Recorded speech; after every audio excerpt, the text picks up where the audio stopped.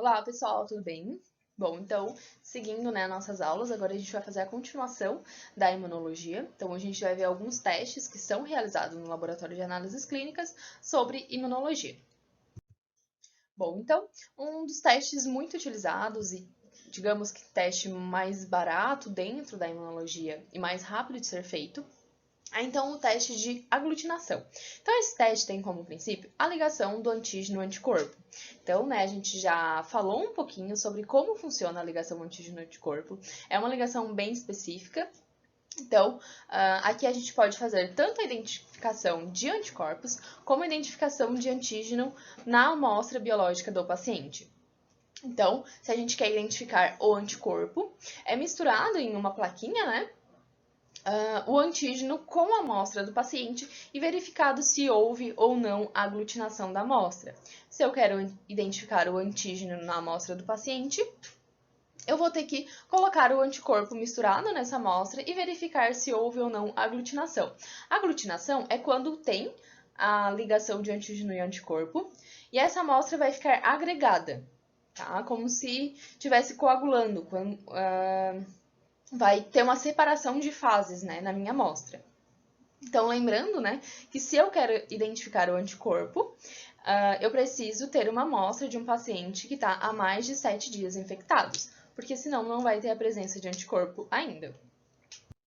Bom, então eu tenho alguns tipos de teste de aglutinação. Então, aqui eu tenho o teste de aglutinação indireto, onde eu vou ter a amostra do meu paciente e, teoricamente, essa amostra vai ter os anticorpos. Eu vou adicionar antígeno comercial. Se tiver anticorpo realmente nessa amostra, vai ter a ligação do antígeno com o anticorpo e, consequentemente, o meu teste vai dar positivo, que vai gerar a aglutinação. Vai ter a ligação do antígeno do anticorpo, isso é chamado de aglutinação. Essa aglutinação, ela é visível a olho nu, não a ligação, mas a agregação que vai ter, ela é visível a olho nu. Então, tem como se fosse uma diferença de fases, na amostra do paciente. Então, se eu quero fazer esse teste de aglutinação indireto, lembrando lá que os anticorpos eles são produzidos a partir do 7º dia de infecção, então esse paciente ele tem que estar há mais de 7 dias infectados para esse teste dar certo, Porque, teoricamente, eu vou querer que tenha anticorpos nessa amostra. Se não tiver anticorpos, tiver só antígeno, eu não vou conseguir fazer a identificação. Já no teste de aglutinação direto, aqui o objetivo vai ser identificar o antígeno que estiver na amostra do paciente. Então, aqui pode ser realizado com sangue total, não precisa ser apenas soro. Então, é realizada a coleta, com a amostra de sangue total do paciente, adicionado anticorpo a essa amostra, e, se tiver a presença de antígeno na amostra do paciente, vai ter a ligação do antígeno e anticorpo, e assim vai gerar aglutinação, vai gerar agregação dessas células, Enfim, vai gerar uma agregação na amostra, o que é possível ver visivelmente no meu tubo de amostra. Então, aqui a intenção é identificar o antígeno. Se eu quero identificar o antígeno, isso pode ser realizado a partir do 1º dia de infecção do paciente com o patógeno que está sendo pesquisado. Bom, outro exame muito realizado na imunologia, porém é um exame relativamente caro, demorado de ser realizado e tem, assim, uma dificuldade um pouquinho alta, tem que ter muita atenção quando for realizado esse tipo de exame.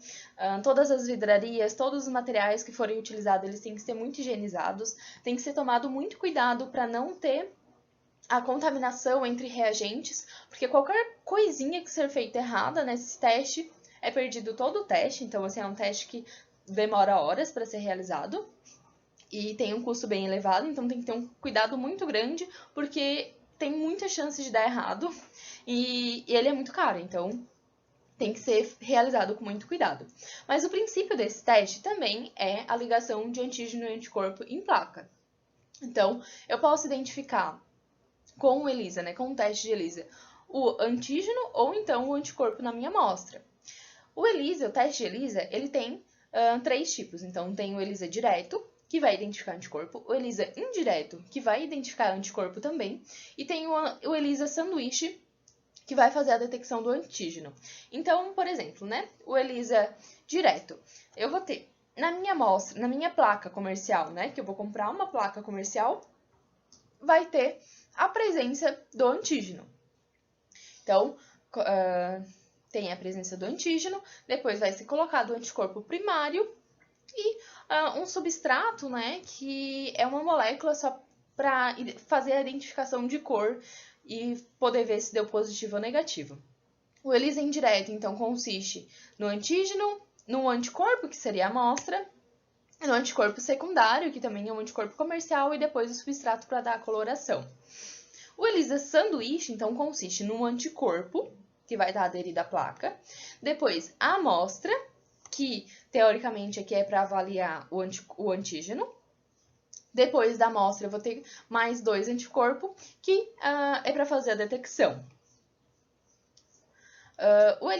Existe também o ELISA de competição, que digamos que é um quarto que está sendo aderido. Esse ELISA de competição, então, é como se fosse o ELISA direto, porém, além de ser realizado o ELISA direto comum, é colocado inibidores a anticorpo quando não houve a ligação com o antígeno específico. Porque no teste de ELISA, apesar da ligação antígeno e anticorpo ser muito específica, ainda pode dar alguns falsos positivos. Então, por isso que é realizado a inibição do anticorpo que não teve a ligação com o meu antígeno específico. Bom, então o ELISA, ele é realizado nessas placas que eu comentei, né? É uma placa onde tem 96 poços. Cada poço desse aqui vai ser uma amostra. É realizado com uma micropipeta. Essas pipetas, elas são bem sensíveis, então tem que ter um cuidado muito grande para se trabalhar, porque aqui é pipetado microlitros, né? Quantidades muito pequenas, assim, quantidades menores do que uma gota. Então, por isso que tem que ter muita atenção e tem muita chance de dar errado esse teste. Então, aqui tem uma exemplificação, né, de como que acontece o ELISA nos poços. Então, dentro de cada pocinho desse, está acontecendo uma daquelas reações que eu falei para vocês no slide anterior. Bom, então, sobre os testes de ELISA é mais ou menos isso, né, que é realizado no laboratório. Por ser testes caros, demorados e com uma dificuldade um pouquinho maior de ser realizado, muitas vezes os laboratórios preferem mandar para laboratórios de apoio, que são laboratórios maiores, que fazem basicamente todos os tipos de análise, né? Então, era isso. Tchau e até a próxima aula!